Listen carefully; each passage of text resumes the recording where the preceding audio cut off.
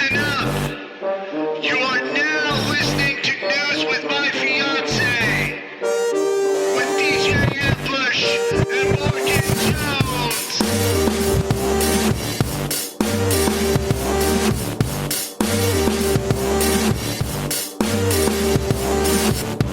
Good morning. Good morning. As I'm sure you can probably tell by now, considering I did the entire intro by myself, I'm running dolo today. MJ is down. Wow. And it's not a migraine. It's this pesky little cold that's going around, and it's just, ripping everyone asunder. Bree had it 2 weeks ago, and now MJ has it. So we don't know whether she got it from Bree or whether she got it at night market, but it is no joke. So definitely send, all the well wishes, all the great vibes to MJ this morning as she is trying to sort it out. And sleep has been rough. It's been rough for her, real rough. So fingers crossed. I don't get it. We are quarantining in the house as best we can. But yeah, man. Yeah. Rough one.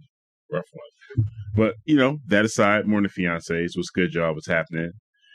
Shout out to everybody that joined us on the Monday night show. Shout out to everyone tuning in right now. And shout out to everyone that, checks in with us on the Patreon. For sure. It has been an interesting couple of days since the last time we broadcast, Monday night. Of course, MJ. But the storm in Florida, Milton, yikes. I saw some footage this morning on YouTube and on Instagram and TikTok. It's getting real hard. It's getting real hard out here for people that still want to claim that climate change isn't real. And you know what? I say this with confidence. I say a lot of things with confidence with regards to our listeners. I don't feel like that's who's tuning in over here at X-Ray FM. I don't know. I mean, I'm sure there's always lurkers, people that are, taking this time to see what the other side is saying. But yeah, I feel like for the most part, we have some pretty well-informed listeners over here on X-Ray. For them to experience Helene and now Milton is wild. It's really wild. I think one of the most wild parts about all of this is what I recently learned is that there are inmates in correctional facilities in those areas, in the evacuation zones, that are not being evacuated. And I don't know what is a more clear illustration of the lack of humanity that they have for incarcerated populations than in a situation where you're urging everyone to evacuate because, we want them to survive and this, state of emergency.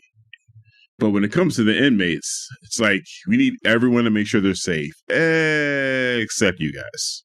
Not you guys. You guys stay here and we'll sort it out. The inmates are at risk. The personnel that has to stay in these facilities, they're also at risk. I don't know, man. I don't know. Like I said, I can't imagine a more clear illustration of stripping someone's humanity than a situation like this. We spoke about it on Monday's show, how there's a lot of things happening as far as the timing of these storms too, with regards to the FEMA saying that they are under-resourced. They are a shortfall of $9 million around the exact same time that Israel received $8.7 billion from us. I said 9 million. I meant 9 billion. Around the same time that Israel received 8.7 billion. So, yeah, man, lessons being learned. We will be talking about some of the. I will be talking about some of the misconceptions and conspiracy theories rolling around out there by the right with regards to the storms. Some of it's going to be familiar and speak to some of my old conspiracy theory days. And I don't know, man. There's something about some of the same conspiracies that I was exposed to and began trafficking in the late 90s, early 2000s that are now coming back 20 something years later. It just makes me look at the people that are trafficking in these conspiracies like, really? You just heard about this one? Or like, really? This you guys are still running with that? It's kind of wild. Oh my gosh. Hey, Michelle says, so I've been representing the migraine contingent this week, but we are here for you. Oh man. The migraine population. Y'all are dealing with it. These weather changes can't be great at all. Yikes. But yeah. So we'll touch on some of those, one of those conspiracy theories a little later once we get into the main topics. If you are not aware, KGW is doing another debate for the candidates running for mayor, and you have the ability to submit some questions. So I'm going to get into that real quick just to get that knock that out the way before we jump to the main stories. So Portland voters have the opportunity to submit questions for the upcoming debate featuring 5 candidates vying for mayor. The debate, co-hosted by KGW and the Oregonian, is scheduled for Tuesday, October 15th, and will feature candidates Renee Gonzalez, Carmen Rubio, Keith Wilson, Mingus Maps, and Liv Ostis. Let's see, where's the rest of that? Okay. In addition to questions posed by the moderators, candidates will also address questions submitted by the public via video. Voters can submit their questions up until Friday, October 11th. That is tomorrow, y'all. To participate, voters are asked to record a question, ensuring it's 20 seconds or less and filmed in a quiet, well-lit environment. The videos should be sent to debate@kgw.com. That's DEBATE@kgw.com, along with the person's name, location, and contact information. The debate will take place as part of the run-up to the November 5th election, with ballots beginning to arrive across Oregon around the same time. While there are 19 candidates on the ballot, KGW and the Oregonian selected participants based on their fundraising and number of donors, excluding city matching funds. Viewers can watch the debate live from 6:30 to 7:30 p.m. on October 15th on KGW, or stream it online through various platforms, including the KGW website, YouTube channel, and apps available on Roku, Fire TV, and Apple TV. So this is an excellent opportunity to submit some questions to the candidates that are running for mayor. Deadline is tomorrow. 20 seconds doesn't sound like a lot, but a very well-written question you can get in there in 20 seconds. You can give them something to actually chat about, something to respond to. Now, I'm curious about what the screening process is going to look like. And the likelihood that your question might get through, I don't know. I can imagine that a lot of people are submitting questions. I will not submit any questions. As much as I would like to ask Mingus and Renee, some very pointed questions, I won't be submitting any questions. But I definitely encourage you to. Submit some questions, and we'll see what happens. I think it's a cool way, at the very least, for KGW or anyone doing something like this to kind of like take their finger off the button and say, hey, we didn't, I'm not asking this. This is the public. This is video. We're not puppeteering anyone. This is what they want to ask you. So there it is. But so definitely your deadline's tomorrow. If you want to ask some questions of the candidates before the debate next Tuesday, go ahead and send in a 20-second question, 20-second video, and you're going to email that to, make sure I got their address again. That is, wait, let me scroll. Oh, how did I lose it that quick? I know it's debate. Okay, that's quite ridiculous. Forgive me. I believe it's a debate@kgw.com. Let's see. Scrolling. Yes, that is the email address. debate@kgw.com. Go ahead, send your questions in. All right. So, as I was getting dressed this morning, I saw a gift that I got from my homie Sean. He is a vinyl figure enthusiast, collectibles, like miniature figures. He's also an amazing illustrator, like absolutely amazing artist. And he knows about my love for horror. As a matter of fact, I have my Horrigan shirt on right now. Shout out to Rudo. Rudo, I know you only offer this shirt in black. I get it. I do. I get it. I'm going to need a second color. I can't keep wearing the same shirt all over the place. I need a second color. I need like a blood red or something. Stay within the horror theme. Fine. Harper, please impress upon him that we need this shirt in different colors. I need it. But anyway, so Sean gifted me a miniature Chucky. Yeah. Child's Play Chucky. And the detail on this figure is absolutely amazing. He's in a studio with me now. Bring a buddy to work day. He's obviously no replacement for Morgan. Not even close. Not even a fraction. But better to have Chucky in here than to be alone. I'll tell you that much. But Sean shot me a text a couple of days ago to ask me if I was going to see the new Lego movie, because he knows I also collect minifigs. The new Lego movie, it's Pharrell's biopic, basically, told in Lego form. Pharrell Williams from the Neptunes. And I hadn't responded yet because I was kind of on the fence about seeing it based on some of the things I've been hearing about Pharrell. A couple of days before that, another homie of mine, shout out to James, hit me up and was like, "Yeah, I got tickets to Killer Mike with the Symphony. Do you wanna join me? You wanna check this out?" And it took me a couple of days to respond to that too. And I was like, yeah, I gotta fall back on Killer Mike. I definitely took some shots at him last year on Instagram because I don't like the way he's moving either.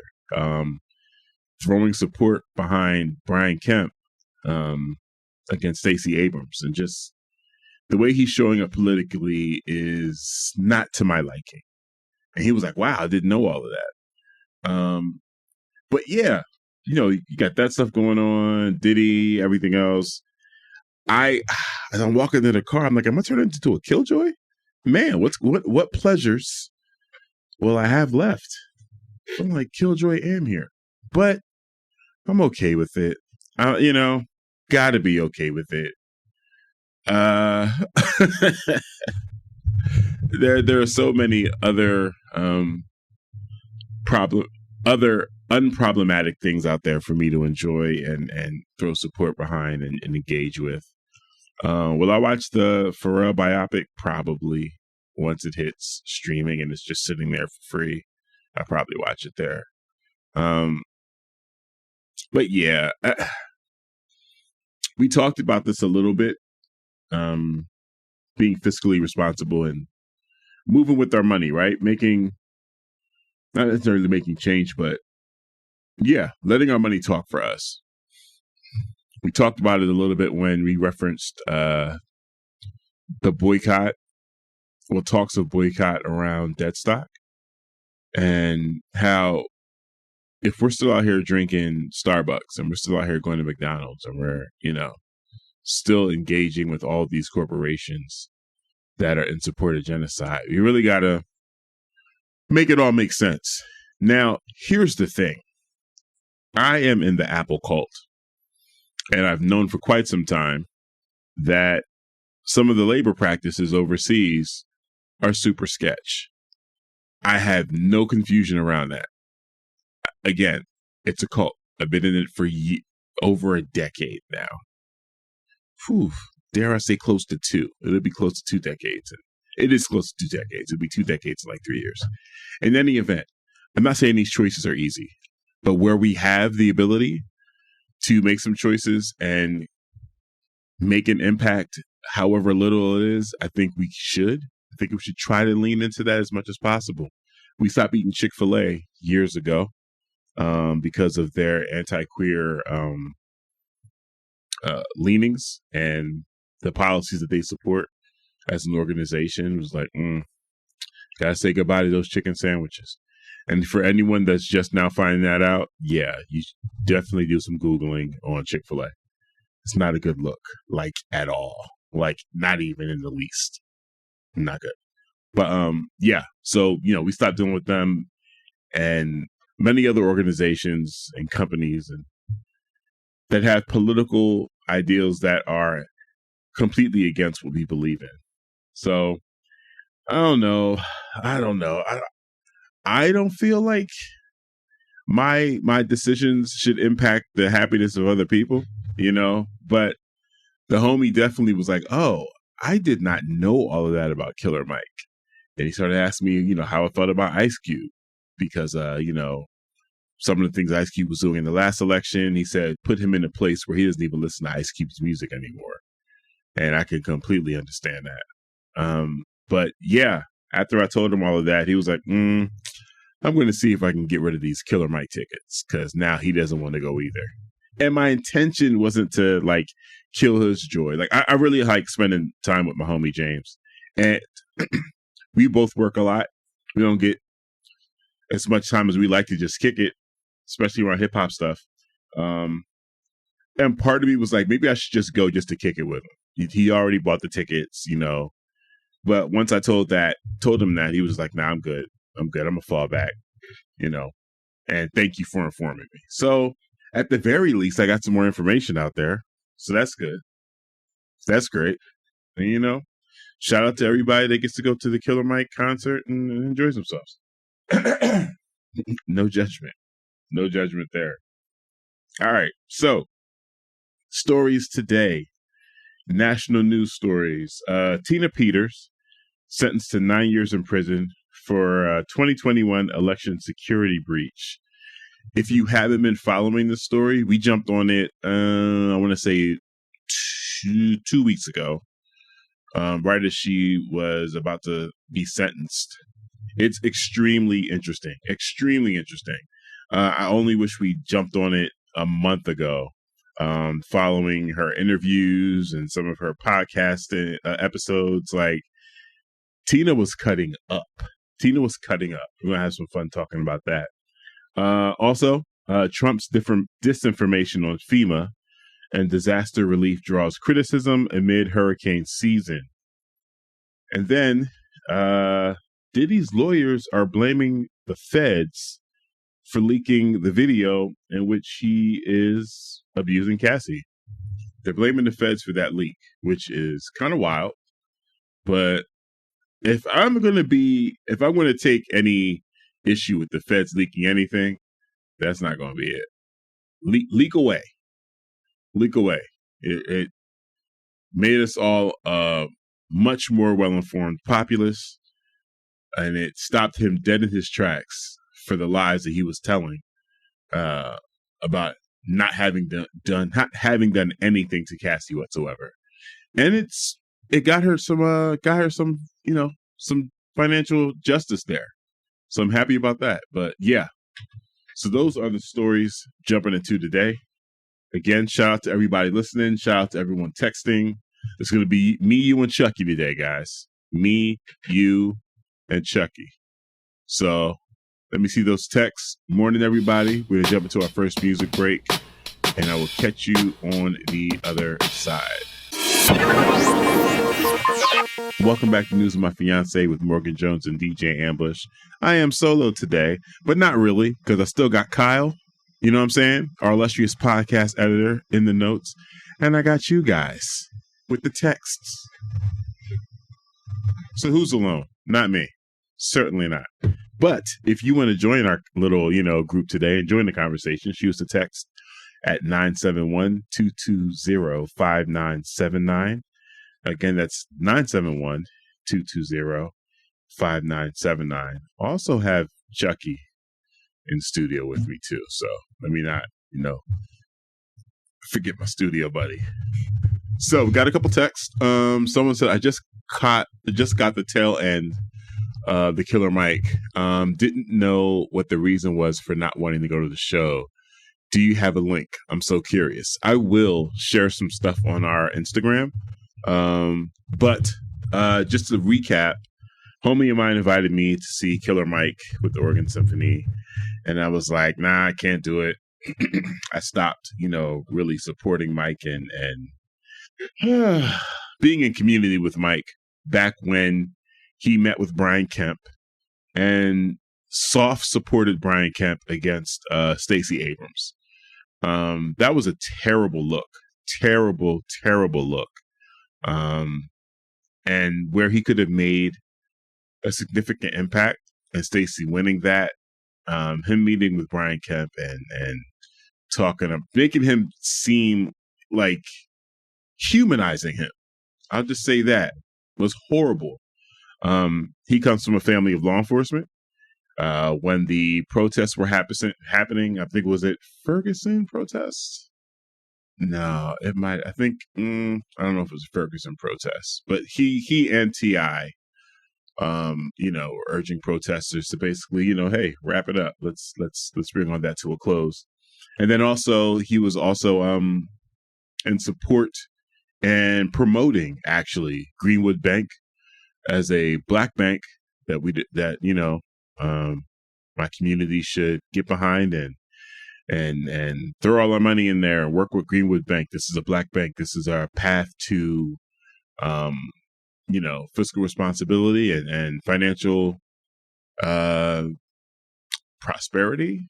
I can't remember how exactly he phrased it, but in any situation, come to find out, it's not a black-owned bank. It wasn't. But yeah, Killer Mike has been operating in some unsavory ways. So that's just me. Again, no judgment to anyone that would still want to engage with any artist or any creative or any company or organization. Again, you make the choices that work for you. And I really do mean no judgment, as I am on my iPhone every day, as I use my Mac products every day, as I'm wrapped in that Apple ecosystem. I seriously mean no judgment. I wish we lived in a world that had people and organizations that weren't so predatory and weren't so selfish and just, worked in concert with humanity. That is not the reality. Capitalism is what it is. And fortunately, it's going to be here for a little while. But yeah, so that's, for anyone. And definitely thank you for that text, because I'm sure anyone that probably caught the tail end was in the same position you were. So it's one of those situations, like we used to say in class, don't be afraid to ask questions, because there's probably someone else in class that needs that answer too. Into another question, another text. Jorah Nones. Hey, Ambush, it's Jorah Nones. Sorry, can't listen today, but I wanted to say that I have a 2-part question for Gonzalez and Rubio. 1, what gives you the right? And 2, how dare you? Have a good morning. Yeah. That would be hilarious. That would be hilarious if someone asked that and KGW actually played it. But we know they wouldn't. And I think the questions, I won't say I think, I'm probably 93% sure the video questions that do make it into the debate will be few, and they're going to be very softball. Very softball. Those are 5 candidates, and the debate is 1 hour. Come on, dog. Like, we're not going to get anything substantive. I don't even know if they're looking for clickbait. Like, I don't know how interesting I think it's going to be, but yeah, I would need more than an hour with those folks. And there is a debate. Well, I don't know if they'd call it a debate.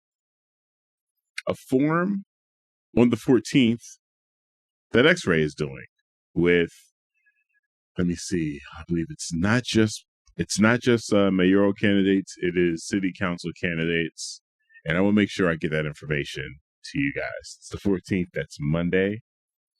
Make sure I get that information to you guys. I know we've shared it on our Instagram, and I'm trying everything I can right now not to grab my phone, but maybe I'll just do that anyways.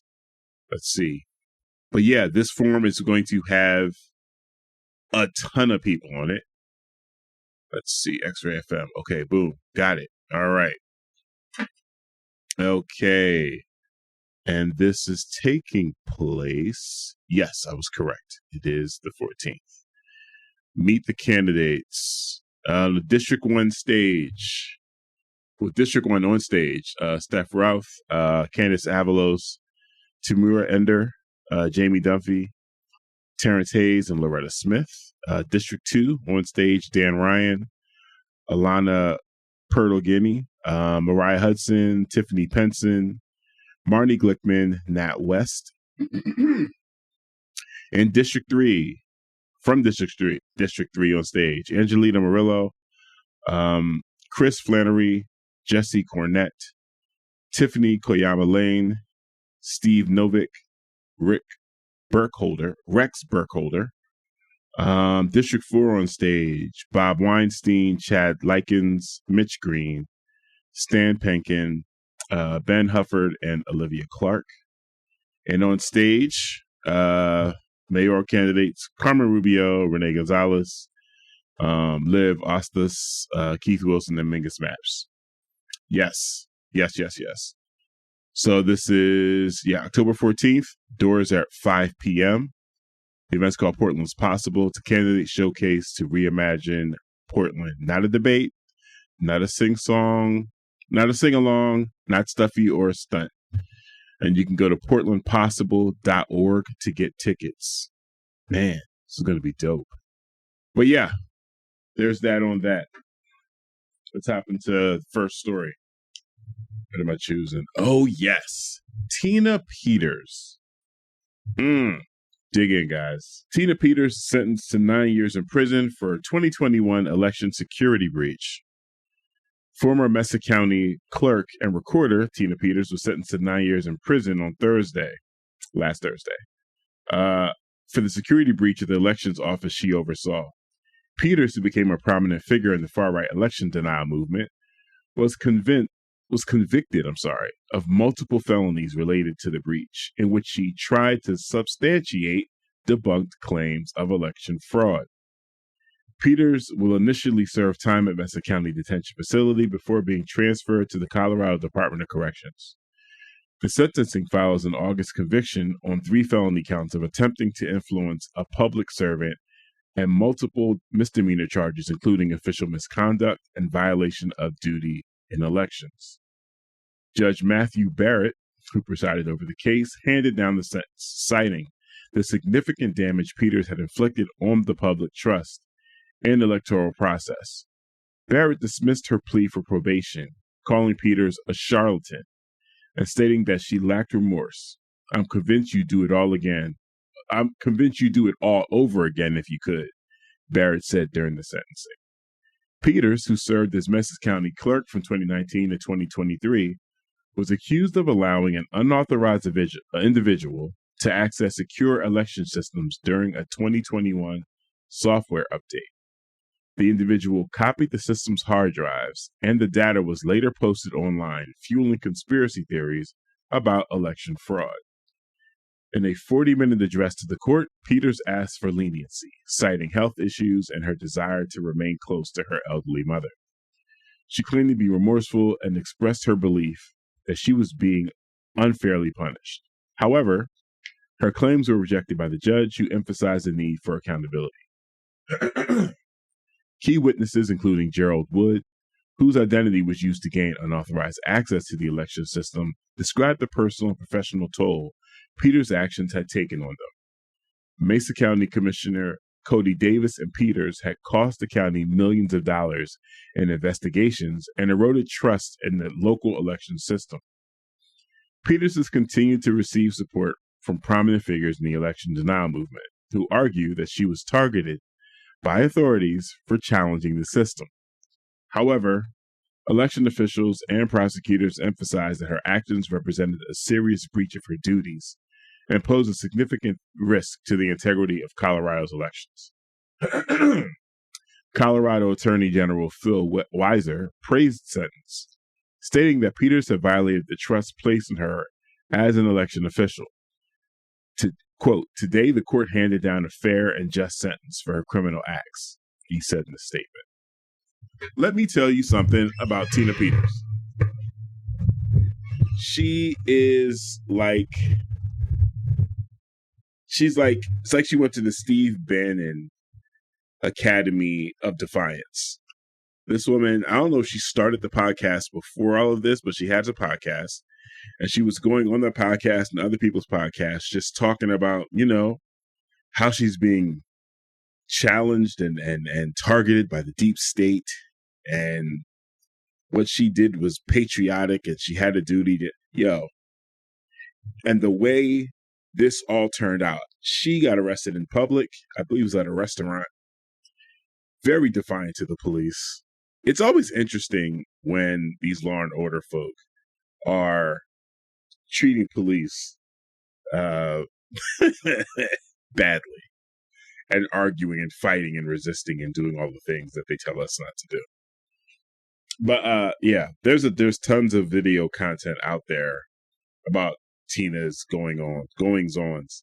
But she definitely moved with a sense of impunity that Trump has displayed. And it's not working out for everybody else. It's not working out for people from Jan 6 that are getting their convictions. Some of them, I will say, are soft, but they're learning the hard way. One, not only, Tina, are you not a white man, you were also not a billionaire. Thirdly, you were also not Donald Trump. So I don't know. You're looking at 9 years. I think her hope and many others' hopes that are part of all of this foolishness are that Trump wins and that he will pardon them. I do not have confidence that Trump will pardon any of these people. I have confidence that he will campaign on it. I have confidence that he'll use it as a talking point. But him actually pardoning them, unless they're going to throw like a pardoning parade where he has the ability to be celebrated, I don't see it. I don't see it. I just don't. But yeah, so definitely check out the video that captures the sentencing. Some of the pleas that she makes and some of the ways that the judge talks to her, some of the most entertaining content I've seen in the last week or so. She said, one of the things that she said, she cited some medical issues as to why she should not be incarcerated. She says she has some lower back injuries, and the only solution that she has found for those injuries has been a magnetic mattress that she sleeps on. That's the only reprieve. And she said, hey, and these prisons do not offer that. They do not offer magnetic mattresses. You're right, Tina. They don't. She complained about the food. I'm assuming from when she was initially picked up.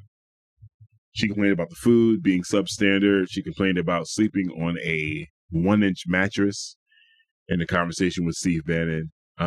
Yeah. Prisons and jails suck.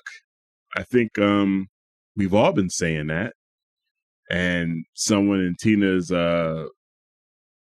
position before all of this would be like, who cares? It's what they deserve. Well, now it's your turn. Hug the block. There it is. Soak it all in. But yeah, it's been interesting. It's been really, really funny to watch. And the judge, the judge took his time laying it out about what he thinks about Tina. Calling her a charlatan was the absolute least of it. He made it clear to her. He's like, you don't come. He said there are no mitigating circumstances for why you're here. You come from privilege. It's not like you've been battling any adversity. He says quite the opposite. You come from privilege and you use that privilege to commit these crimes. Good stuff. things don't always happen the way they're supposed to, but very good stuff. Matt says, I bet her frail privilege behind still has bruises from the handcuffs. Yeah, most likely. Yeah, it's, man. And this has been a weird time for me, as I personally have been on my abolitionist journey, right? It's been a slow walk, but I'll be damned if the people that I've wanted to get locked up haven't been getting locked up this year. It's been pretty good. It's been pretty good. Yeah. Eric Adams, Tiffany Henyard's on the way. That investigation's looking wild. Tita Peters.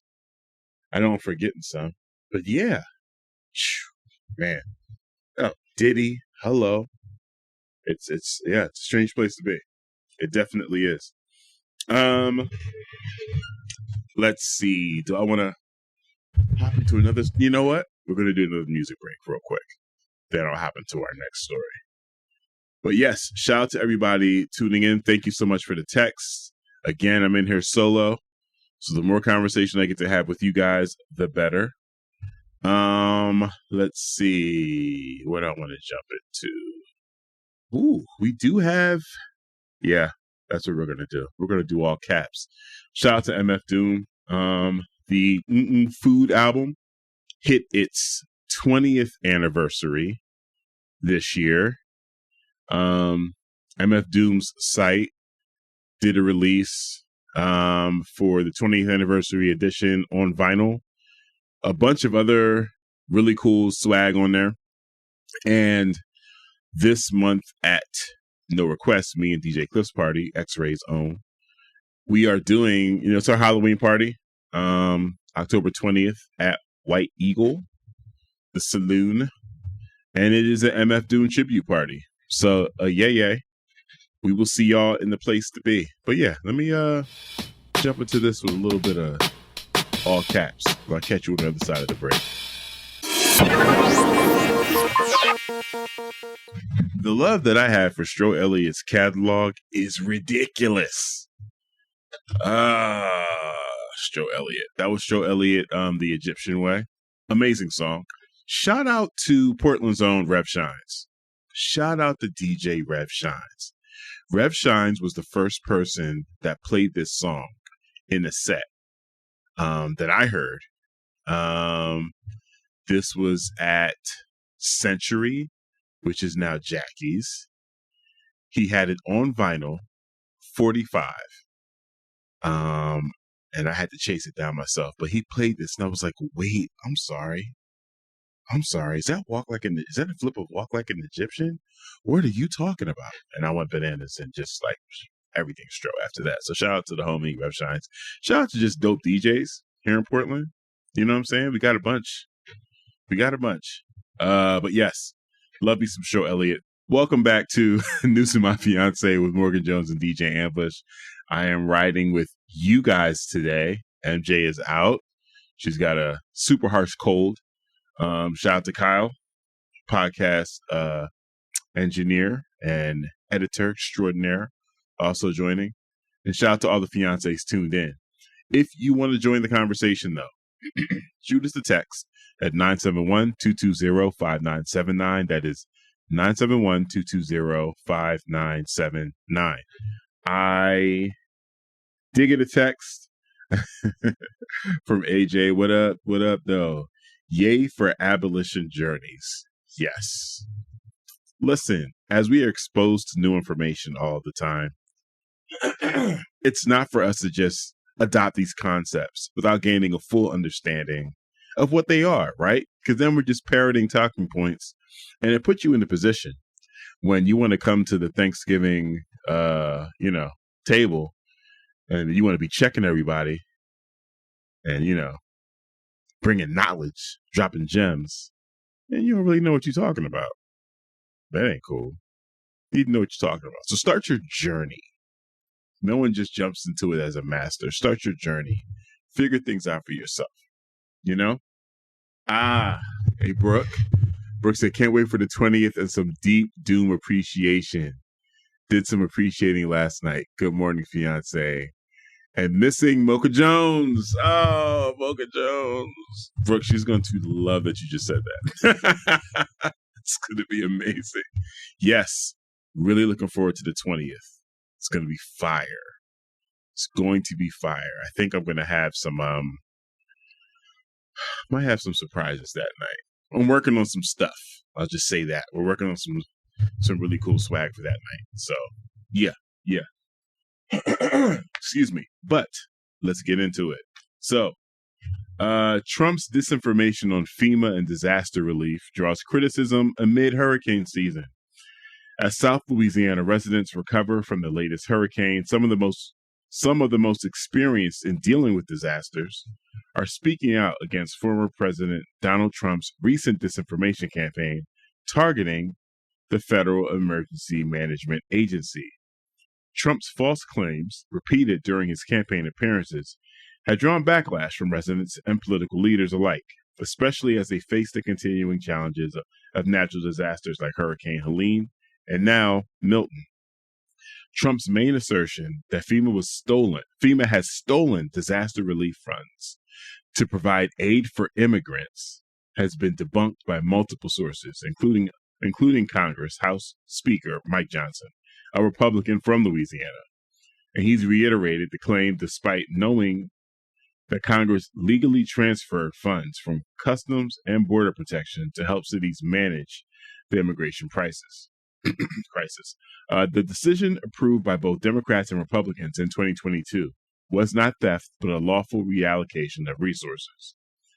The disinformation has caused confusion, especially when Trump wrongly claimed that storm victims would only receive $750 in aid. In reality, the $750 is an initial disbursement for immediate needs, such as food and medicine, with further FEMA assistance provided based on documented need.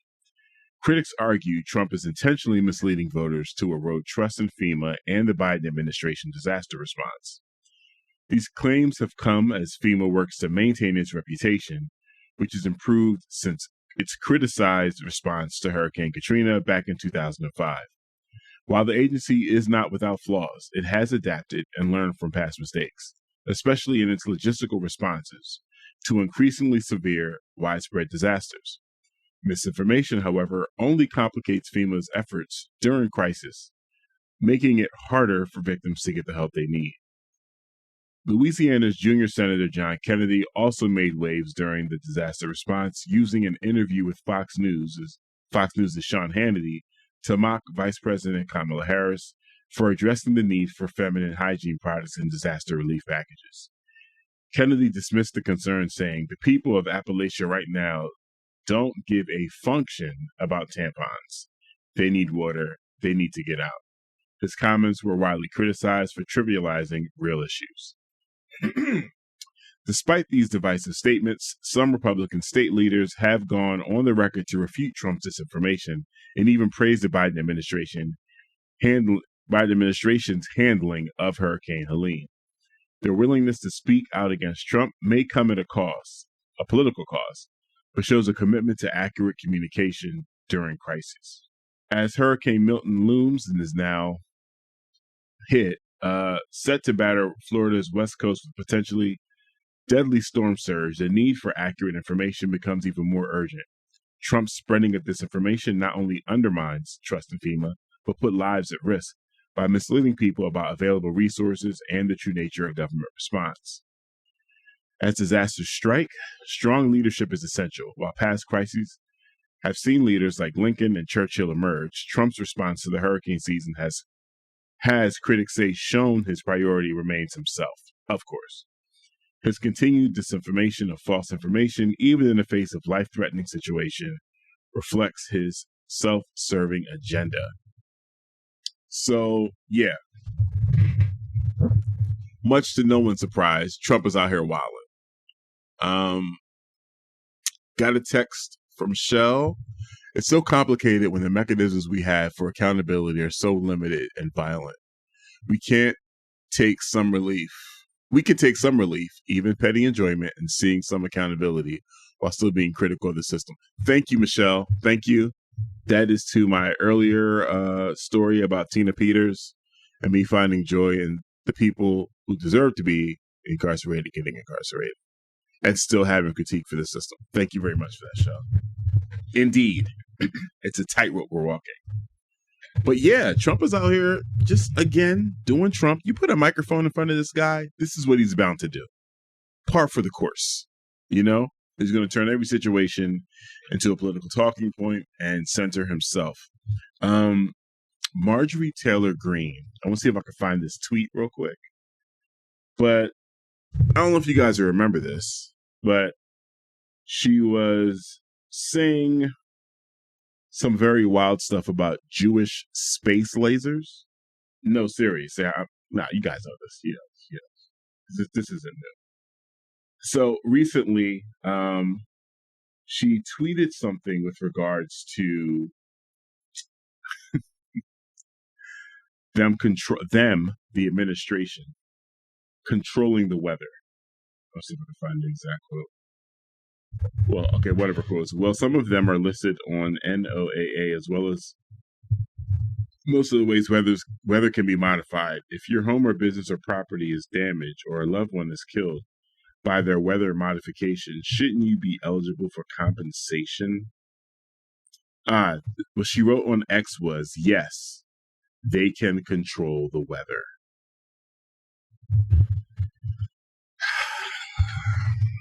Recently, I've been seeing the resurgence of tweets, social media posts about HAARP. HAARP. Here's the thing, guys. I was talking about HAARP back in my old conspiracy theory days in the early 2000s. I definitely encourage you to do the Googling. Is weather manipulation possible on a small scale? Yes. Cloud seeding, things of that nature. It is possible on a small scale. What we're talking about right now is climate change. That's all it is, guys. It's climate change. We don't need any conspiracy theories as to why things are going the way they're going, because science has told us that this is the direction that we're trending in and have been trending in for quite some time. Also, shout out to anybody that was around my age bracket and grew up watching G.I. Joe the movie, had it on VHS, watched it as frequently as they could. Does this sound familiar? The Weather Dominator? Do you guys remember the Weather Dominator from G.I. Joe the movie? Come on, man. You'd much rather spend time misleading the public into thinking that the Biden administration is causing natural disasters, that they are also underfunding FEMA at the exact same time. In an effort to do what? How does this positively affect the election for them? How? What is happening? The amount of chaos that the Republican Party just throws in to the blender is unbelievable. Unbelievable. Bob says, the spirit of Art Bell lives. What are we doing right now? What are we doing? There is clear science, and there has been for decades, telling us this is the direction that we're heading. We need to make changes in industry. We need to make changes in our conservation techniques. We need to make changes in how we deal with pollution and trash and all of that. We need to make changes. If we don't, the planet will make the changes for us. We had to change it from global warming to climate change, just so they would stop making the same ridiculous argument. And here we are. Now, the Democrats are controlling the weather. It's not creative. I don't know what to do. I don't know. The worst part about all of this is there are people, grown adults, that believe this. like wholeheartedly believe it. And if there's anything the Trump administration, just Trump's political career as a whole has exposed, is that anyone is susceptible to cult-like behavior. You just got to find the cult that works for you. Seriously. The fact that some of these things are being part of conversations in mainstream media that make it to debate stages, that make it to campaign rallies, it's alarming. It really is. It's not just absurd. It is alarming. The Jewish space lasers thing should have been enough to keep Marjorie Taylor Greene out of office. It really should have been enough. There's no reason why we should be dealing with her based on that alone. To come back around later and say, yeah, they can control the weather. No. I need you to tell me how. In all of your wisdom, since you guys know far better than the scientists, the deep state scientists, and you know, all of the research, I need you to explain to me exactly how this weather control works. Seriously. It boggles the mind completely. FEMA also has always been part of conspiracy theories. There were photographs and videos of people trying to gain entrance to FEMA facilities because one of the main tenets of this shadow group, this global shadow group, is population control. So the idea, again, these are early conspiracy days, early Alex Jones days. This is where I'm tapping into this information. The idea was that in an effort to control population, that world governments would start releasing pandemics, would start poisoning us through our foods. So FEMA was preparing for that. And in preparation for that, they had these plastic or rubber containers that were supposed to be used as makeshift coffins. So you had people that were using drones, airplanes, small planes, satellite imagery to get overhead shots of FEMA installations. And they would then post what they were saying were thousands of these rubber coffins that were strategically placed throughout the United States for when the pandemic hit. And they were going to be putting us in mass graves. I am not lying to you guys. This is like, Ambush, what comic book are you reading now? What sci-fi movie are you No, this is, I'm serious. This was conspiracy theory discourse, early 2000s, mid 2000s. It was all the rage. I lied to you not. So FEMA has been a target for quite some time. So there are video back then, even back then, of people approaching FEMA facilities and getting turned away by security and military personnel because, yeah, why should you be allowed to walk on the compound or walk on that FEMA installation? And then they use that as like, look, see, they're trying to hide it from us.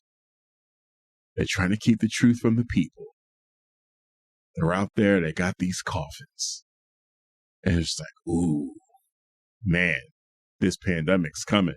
We got to get ready. They have been selling these Doom Prepper kits, meal preps, and all of this stuff. They've been selling all of this stuff for decades. And it's no surprise that when you look on some of these right-wing websites, these commentators, these social media stars, even some of these politicians, they're selling the same stuff. They're trafficking in the same wares. It's what's in their merch stores. Absolutely wild. Absolutely wild. It's just one industry after the next. The disaster industry.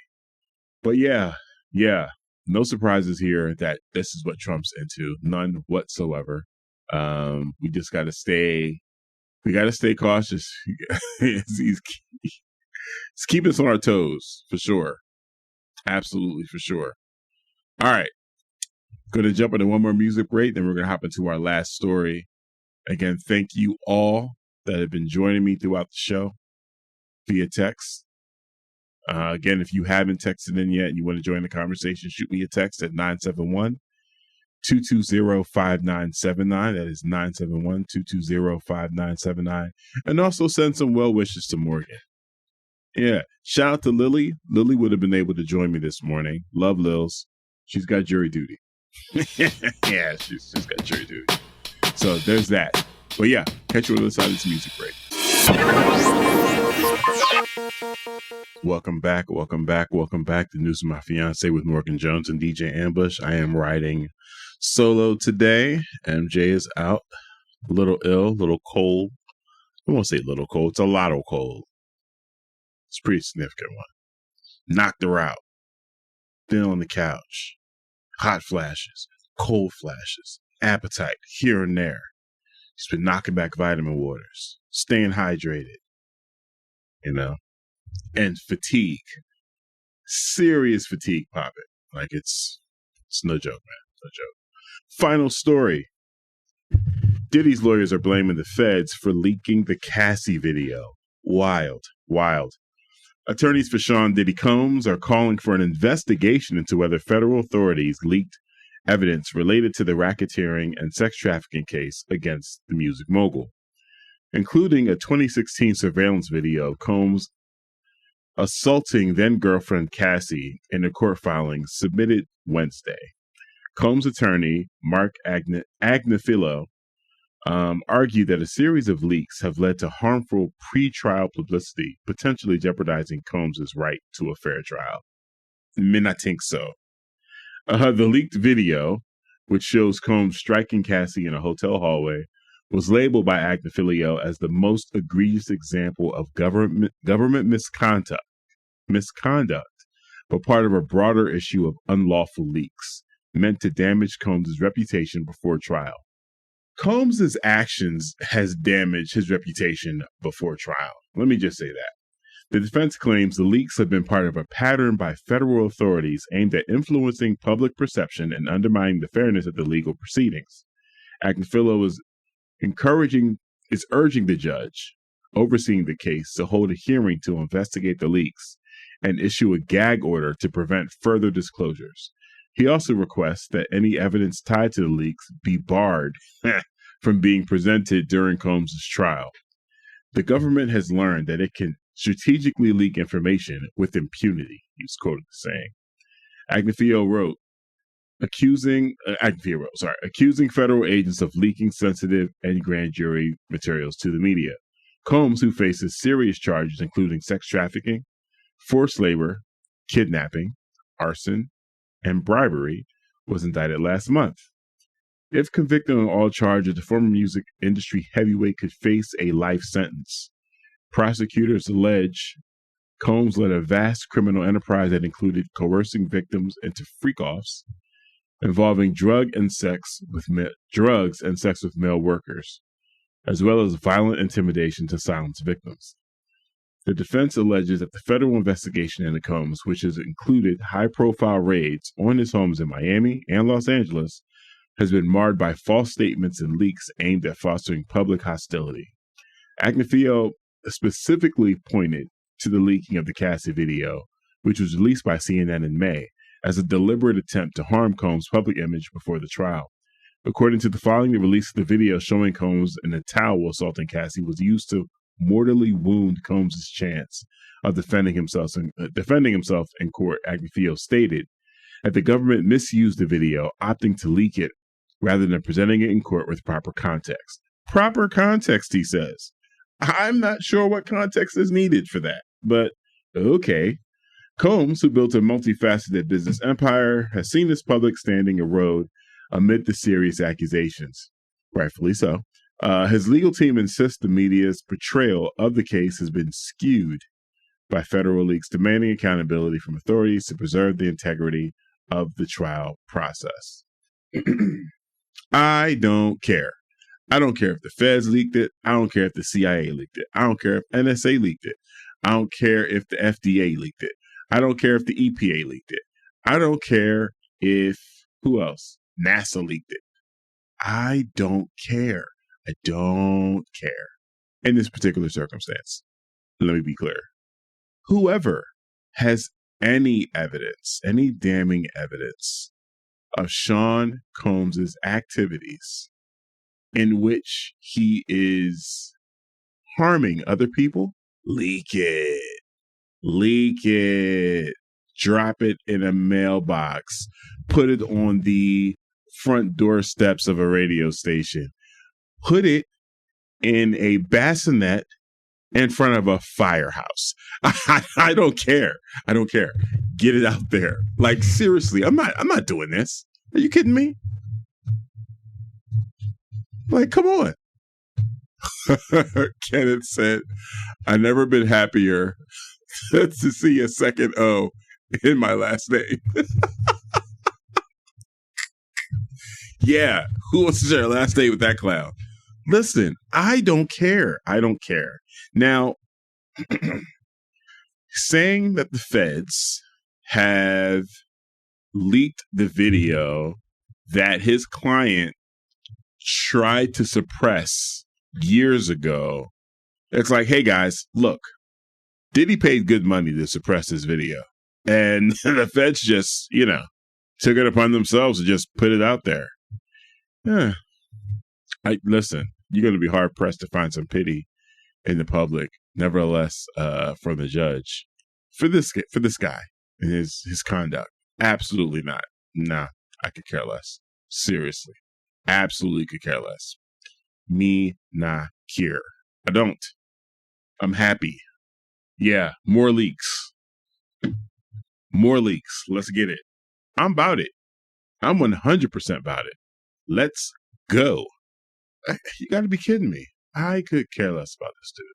Not seriously. I'm not doing it. I want this trial to get started. I have no pity for him. And let's be clear. This started way before any sex scandals. I was a huge Diddy fan. I was a Diddy fan to the point, like in contrary to everyone else, like taking shots at him about his music and all that. I did a best of Diddy mixtape because as a DJ, I remember his contribution to music. I remember what it meant for him to produce something, deliver these dance tracks to us, hip hop, R&B, soul. I remember the impact. It helped me greatly through my career and keeping the dance floors moving. And I'm like, I think y'all are forgetting because his music career has been so long. It was very easy for me to put together a mixtape of like, I don't know, 20 songs and be like hit after hit after hit after hit after hit. Like, don't forget, this is what Diddy's contribution has been. I don't care about none of that. As a matter of fact, I got to scour the internet and make sure I don't have any links to that Best Diddy mix-up anywhere. Let me snatch that down everywhere. But I don't care. Lock this dude up. Keep him locked up. Yeah. And anyone that was part of that, yeah, out of here. Out of here completely. Don't care. Love it.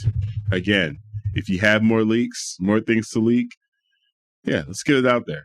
I'd welcome it. I welcome it. We take it here on the show. Everyone except Jaguar Wright. Yeah, I don't want anything from Jaguar at all. Nothing. I need Jag to chill. Yeah, this is Jag's from Philly. I have worked with Jag before. I've been in community with Jag. She is a very fun person to be around. She's dope. That was before some of the mental health issues that she's dealing with right now, the loss of her son. She's a completely different space. And I'm going to tell you, the Jag that I know would not do the things that she's doing right now. So it is kind of tough to watch her be on Piers Morgan and some of these YouTube channels saying all of this salacious stuff and just really taking advantage of the moment. It's tough. It really is tough. Seeing her like this. But yeah, it's been a while. It's been a while since I've spoken to Jaguar. And I'm not saying that like Ambush knows people. I just need you to understand how tightly knit the Philly music community is.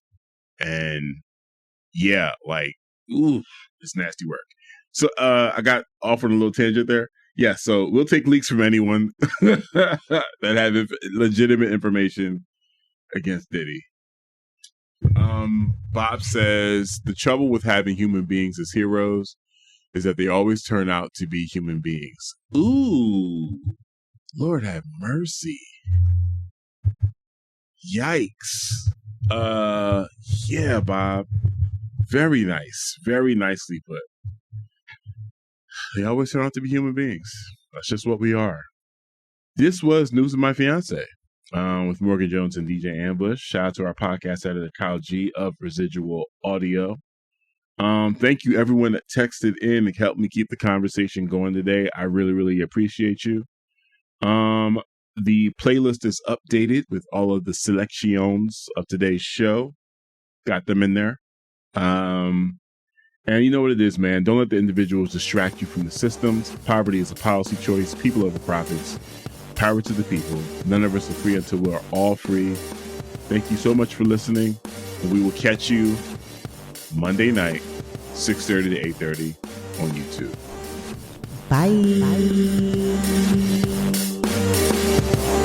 Bye.